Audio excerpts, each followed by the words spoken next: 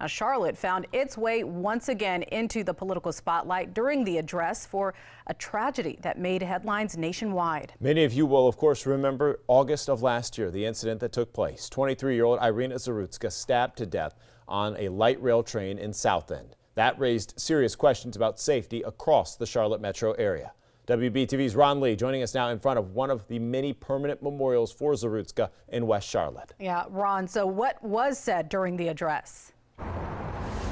Well, it was a moment in time that actually brought both sides of the aisle together, even for a brief couple of seconds, as the President of the United States himself vowed justice for the family of Iryna Zartuska.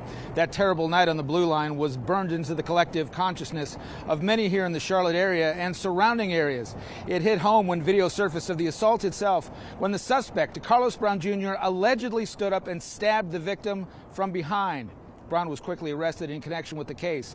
The united outrage from many local and statewide leaders helped push forward Iryna's law, which is designed to overhaul parts of the criminal justice system, and supporters say helps keep violent criminal offenders behind bars. Security on light rail trains has also been beefed up following the attack, and more foot patrols as well as security cameras are being used.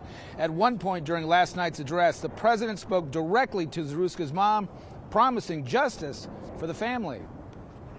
She had escaped a brutal war only to be slain by a hardened criminal, set free to kill in America, came in through open borders.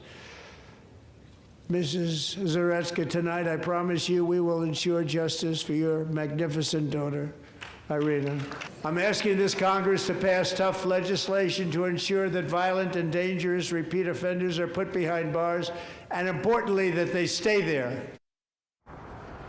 Now, the suspect is still behind bars this morning, where he has been since the case has gone forward. He is due back in court sometime in April. We will, of course, follow up on that and let you know how that progresses. For now in West Charlotte, I'm Ron Lee. WBTV on your